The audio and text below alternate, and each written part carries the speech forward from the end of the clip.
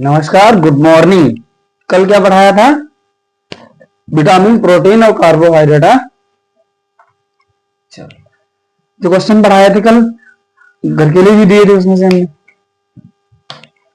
पहला क्वेश्चन था कि मनुष्य के शरीर में कितने परसेंट पानी होता है? प्रतीक कितना होता है? और प्रांशी कितना पानी पीना चाहिए डेली? 10 गिलास। 8 से 10 गिलास। ठीक। पानी के कार्य क्या क्या हैं?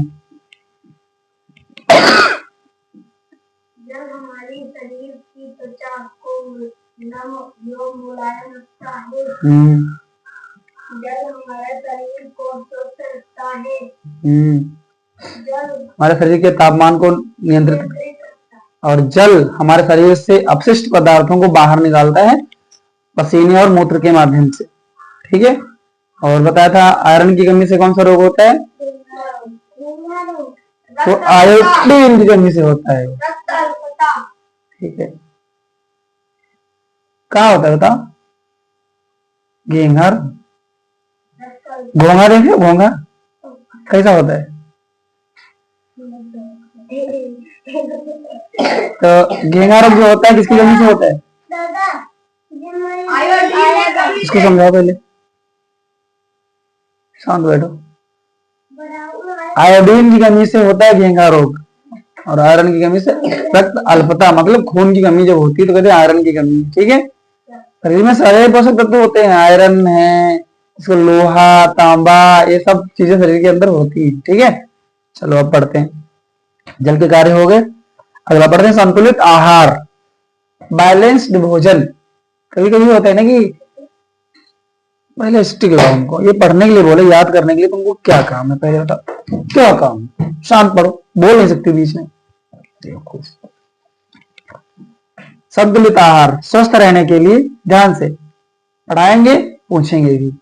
स्वस्थ रहने के लिए आपको सभी पोषक तत्वों को निश्चित मात्रा में लेना आवश्यक है। संतुलित आहार वह आहार जिसमें सभी आवश्यक पोषक तत्व उचित मात्रा में मौजूद रहते हैं। हालांकि संतुलित आहार सभी के लिए एक समान नहीं होता है, या उम्र, लिंग एवं व्यक्ति द्वारा किए जाने वाले कार्य पर निर्भर करता है। अब कोई खेत में फावड़े से काम कर रहा है तो उसको ज्यादा पोषक तत्व चाहिए ना। अब कोई केवल घर में बैठ रहा है तो उसको कम चाहिए। अब उसी के बराबर ले लोगे तो तुम्हारा स्वास्थ्य खराब हो जाएगा। या फिर किए जाने वाले कार्य पर निर्भर करता है। कठिन काम करने वाले एक मजदूर को अधिक ऊर्जादायी भोजन की आवश्यकता होती है। ठीक। कठिन काम करने वाले मजदूर को एक अधिक ऊर्जादायी भोजन की जरूरी होती है, आवश्यकता होती है, जो उसे अधिक वसा एवं कार्बोहाइड्रेट खाने से मिल सकता है। बचपन की प्रारंभिक अवस्था में बच्चा तेजी से बढ़ता है। बचपन की प्रारंभिक अवस्था में, क्योंकि हमारी जो लंबाई है, हमारा जो वजन है, बचपन में तो ज्यादा बढ़ता है। देखेंगे 1 साल पहले इतने थे, 2 साल में इतने हो गए, 3 साल में इतने हो गए, 4 साल में इतने हो गए। ऐसे हाइट बढ़ती है, हमारी ऊंचाई बढ़ती है, हमारा शरीर बढ़ता है, वजन बढ़ता है कि नहीं है? 20, 22, 25 साल के बाद तो फिक्स हो जाता है कि भाई यहाँ 5, 5.5 फीट के हो गए, 6 फीट के हो गए, 5.5 फीट के हो गए। वजन या हाइट नहीं बढ़ रही है, वजन में थोड़ा मोड़ा बदलाव आता रहता है। तो क्या होता है कि बचपन की प्रारंभिक अवस्था में बच्चा तेजी से बढ़ता है, इसलिए उसे अधिक प्रोटीन चाहिए। क्या चाहिए? मैं बताया था प्रोटीन सबसे ज्यादा दालों में होता है। किसमें होता है? दुग्ध पान कराने वाली माताएं एवं गर्भवती स्त्रियों को भी पर्याप्त प्रोटीन की आवश्यकता होती है, ताकि शिशु को पोषण सामान्य रूप से हो सके। अब देखो, इस एक तालिका दी गई, इसमें से समझना था। एक 12 वर्षीय बालक के लिए दैनिक संतुलित आहार: अनाज 320 ग्राम, और दाल 70 ग्राम, हरी पत्तीदार सब्जियां 75 ग्राम, ये मात्रा दी गई है। अन्य सब्जियां 75 ग्राम, फल 50 ग्राम, दूध 250 ग्राम, चीनी एवं गुड़ 50 ग्राम, वसा 35 ग्राम। अब आगे है डिफिशियंसी डिसीज, अभाव जनित रोग। यदि आहार आवश्यकता से कम हो या पर्याप्त होने पर भी उसमें उचित पोषक तत्व न हो तो इससे कई रोग उत्पन्न हो सकते हैं। ऐसे रोग अभाव जनित रोग कहलाते हैं। जैसे कभी कभी होता है कि खाना जरूरत से कम मिले, ठीक, तो कुछ रोग हो सकते हैं, या फिर खाना भी तो पूरा मिल रहा है लेकिन खाने के अंदर जो पोषक तत्व होने चाहिए वो उचित मात्रा में ना हो तो पेट भरने से भी कोई फायदा नहीं है। अब चाहिए हमको प्रोटीन, अब प्रोटीन होता है दाल में। अब हमने क्या किया, चावल खा ली, केवल चावल और कुछ मिला के खा लिए साथ में, पेट तो भर गया हमारा, पेट तो भर लिए, लेकिन क्या लगता है हमको प्रोटीन मिली? प्रोटीन नहीं मिल पाएगी, क्योंकि प्रोटीन मिलने के लिए वो प्रोटीन वाली चीजें खानी पड़ेंगी। इससे क्या होता है कि अभाव जनित रोग हो जाते हैं, और अभाव जनित का मतलब होता है कि जिन चीजों के बारे में हमको जानकारी नहीं होती। हमने क्या बताया था, कितने पोषक तत्व होते हैं कल बताया था हमने, ज्योति? 5। कौन कौन से? कार्बोहाइड्रेट, हाँ, प्रोटीन, खनिज लवण, विटामिन। प्रोटीन, विटामिन, कार्बोहाइड्रेट, वसा। ठीक, सही, वेरी गुड। कार्बोहाइड्रेट का अभाव, कार्बोहाइड्रेट शरीर में ऊर्जा आपूर्ति का प्रमुख स्रोत है। ऊर्जा का उपयोग शरीर में विभिन्न कार्यों को पूरा करने में किया जाता है। कार्बोहाइड्रेट की कमी वाले भोजन करने से लोग कमजोर हो जाते हैं। शांत पढ़ो, मन में पढ़ो। अभी हमने क्या होता है, कार्बोहाइड्रेट शरीर में ऊर्जा आपूर्ति का प्रमुख स्रोत है। क्या क्या प्रमुख स्रोत है? कार्बोहाइड्रेट, ठीक है। ऊर्जा का उपयोग शरीर में विभिन्न कार्यों को पूरा करने में किया जाता है। कार्बोहाइड्रेट की कमी वाले भोजन करने से लोग कमजोर हो जाते हैं। अगर हम खाना खा रहे हैं उस खाने में कार्बोहाइड्रेट नहीं ले रहे हैं तो शारीरिक रूप से हम क्या हो जाएंगे? कमजोर हो जाएंगे। क्या हो जाएंगे? तथा सामर्थ्यहीन हो जाते हैं। सामर्थ्यहीन मीन्स उनके अंदर ताकत की कमी हो जाती है। आहार में बहुत अधिक कार्बोहाइड्रेट भी अस्वस्थता बढ़ाता है। अब पता चला कि हमको पता चल गया कार्बोहाइड्रेट खाना चाहिए, अब कार्बोहाइड्रेट ही खा रहे हैं खाली, तभी हमको जो है बीमार कर सकते हैं, अस्वस्थ कर सकता है। आहार में बहुत अधिक कार्बोहाइड्रेट भी अस्वस्थता पैदा बढ़ाता है। अत्यधिक कार्बोहाइड्रेट का सेवन भार बढ़ाता है। अब ज्यादा कार्बोहाइड्रेट खा लिए तब क्या होगा, शरीर का वजन बढ़ जाएगा, भार बढ़ जाएगा। ये भी तो गलत है ना। ऋतिक, अटेंशन किधर है तुम्हारा? क्या पूछा हमने अभी, बताओ। अभी हमने क्या बताया, किस चीज से बाहर बढ़ जाएगा? किस चीज से बाहर बढ़ जाएगा? इधर बैठो, इधर आओ, इधर आओ, इधर आओ, उठो। पढ़ा रहे हैं, ध्यान उधर है, पता नहीं कौन सा मंत्र पढ़ रहे हैं ये। किस चीज से बाहर बढ़ जाएगा? कार्बोहाइड्रेट ज्यादा खाने से बाहर बढ़ जाएगा। समझ में आई बात? अब कम खाओगे तब भी बीमार हो जाओगे। ताकत की जरूरत सबसे ज्यादा ताकत किससे मिलती है? कार्बोहाइड्रेट से।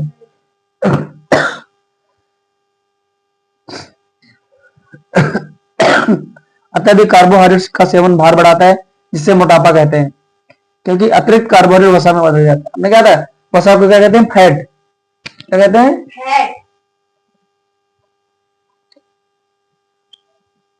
और ज्यादा कार्बोहाइड्रेट हो जाएगा वो किसमें बदल जाएगा? फैट मतलब क्या होता बताया था आप लोगों को, मोटा। तो ज्यादा फैट हो जाएगा तो क्या हो जाएंगे? तो निकल जाएगा तो भद्दे लगेंगे। मतलब वो तो अलग की बात होगी, लेकिन ज्यादा जिसके पास मांस होता है, कहावत कहते हैं गांव में कि ज्यादा मोटा आदमी बीमारियों का घर होता है। ज्यादा मोटा आदमी, हेलो क्या बताया मैं?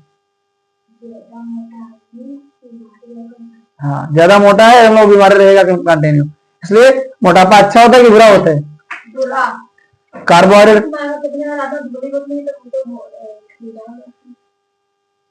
मुझे लग कहानी चल रही है इधर, हमारे तब सही है जवाब। बदल जाता है, शरीर में एकत्रित हो जाता है। अधिक भार वाले लोग स्फूर्तिवान नहीं रह जाते। ज्यादा जो कोई मोटा होगा वो भाग पाएगा? स्फूर्ति उसके अंदर से एकदम फुर्तीलापन चला जाएगा। पतला आदमी और मोटे आदमी भगा दे वहां से वहां तक, तो मोटा आदमी वहां जाएगा तो फट जाएगा, लेकिन पतला आदमी भागता रहेगा, उसको उतना थकान नहीं आएगी। इसलिए कहते हैं कि अधिक भार वाले लोग स्फूर्तिवान नहीं रह जाते हैं, एवं हृदय घात से पीड़ित होने की संभावना बढ़ जाती है। ज्यादा मोटे हैं उन्हीं को हृदय घात, इसको कहते हैं हार्ट अटैक। हार्ट ऐसी बीमारी का सामना करना पड़ सकता है, ठीक है। संभावना बढ़ जाती है। उपयुक्त मात्रा में कार्बोहाइड्रेट का सेवन करके कमजोरी और मोटापा दोनों को रोका जा सकता है। तो जो कार्बोहाइड्रेट है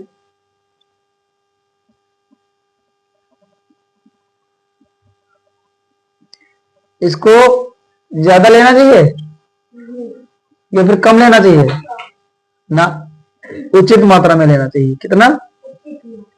उचित मात्रा में। अब तुम्हारा डोज 3 रोटी का है या 2 रोटी का है, 3-4 खा लोगे तब भी ज्यादा होगी, एक खाओगे तो कम रहेगी। तो जो है उचित मात्रा जरूरी है, ठीक है। क्या समझे? प्रोटीन ज्यादा, कार्बोहाइड्रेट ज्यादा लेना चाहिए, कम लेना चाहिए? उचित मात्रा में लेना चाहिए। प्रोटीन ऊर्जा कुपोषण। आहार में प्रोटीन की कमी प्रोटीन ऊर्जा कुपोषण कहलाता है। आहार में क्या होता है? खाना, भोजन। अगर हम खाना या भोजन खाते हैं तो उसमें अगर प्रोटीन की कमी है तो प्रोटीन ऊर्जा कुपोषण होगा हमको, ठीक है। इसे मुख्य तौर पर ग्रामीण क्षेत्र एवं गरीब परिवारों में देखा जा सकता है। प्रोटीन की कमी से बच्चे क्वासियोरकर एवं मेरिस्मस के शिकार हो जाते हैं। अब मेरिस्मस क्या है? यह अवस्था तब उत्पन्न होती है जब प्रोटीन एवं कार्बोहाइड्रेट दोनों की कमी होती है। यह 1 वर्ष से छोटे उम्र के बच्चों में ज्यादातर पाई जाती है। जिस नवजात शिशु को समय पूर्व माता का दूध छोड़ना पड़ता है तथा बदले में कम प्रोटीन एवं वसा एवं कार्बोहाइड्रेट वाला आहार दिया जाता है, मेरिस्मस का शिकार हो जाता है। कभी कभी छोटे बच्चे होते हैं जो मम्मी का दूध नहीं पीते हैं, ऊपर का दूध पीते हैं, ठीक है। उनको अलग खाना जैसे अलग तरीके का दिया जाता है तो उनके अंदर क्या होता है? मेरिस्मस हो जाता है। क्या हो जाता है? मेरिस्मस, ठीक। ये लगभग लगभग ज्यादातर जो 1 साल से छोटे बच्चे हैं, 1 साल से छोटे बच्चे, ठीक, उनके अंदर जो है ये बीमारी देखी जाती है। कौन सी? मेरिस्मस, ठीक है। 1 साल, क्योंकि वो अगर अपनी माँ का दूध नहीं पियेंगे तो उनको फिर दूध अलग से मिलेगा, तो जो प्रोटीन और कार्बोहाइड्रेट बचना चाहिए वो उनको पर्याप्त मात्रा में नहीं मिल पाएगा तो उनको मेरिस्मस हो जाएगा, ठीक है। जिस नवजात शिशु को समय पूर्व माता का दूध छोड़ना पड़ता है तथा बदले में कम प्रोटीन, वसा एवं कार्बोहाइड्रेट वाला आहार दिया जाता है, वह मेरिस्मस का शिकार बन जाता है। लक्षण: अस्थियां पतली हो जाती हैं। कुछ बच्चे देखा थोड़ा बहुत पतले पतले हड्डियां हो जाती है, बहुत सूखे सूखे हो जाते हैं। अस्थियां पतली हो जाती हैं, वह कमजोर हो जाती है और त्वचा से उभर कर दिखाई देने लगती है। ऐसा लगता है कि हड्डियां शरीर पूरे मांस के ऊपर से बाहर हड्डियां दिखने लगती हैं। देखा है बच्चों को? देखा होगा, बहुत कमजोर होते हैं, सारी हड्डियां दिखती हैं उनकी, पूरा कंकाल तंत्र दिखने लगता है उनका। मांसपेशियों का विकास अपूर्ण होता है, तो मांसपेशियों का जो है विकास नहीं हो पाता। त्वचा शुष्क रहती है, सिकुड़ जाती है। जो उनकी स्किन होती है, त्वचा खाल जिसको हम लोग बोलते हैं, वो क्या होती है? एकदम सूखी रहती है और सिकुड़ जाती है। शारीरिक एवं मानसिक विकास स्थिर हो जाता है, ठीक है। इतना समझ में आया? इसमें से क्वेश्चन इतने लिखवाते हैं, फिर उनको याद करके लाना है, ठीक है। Okay, thank you.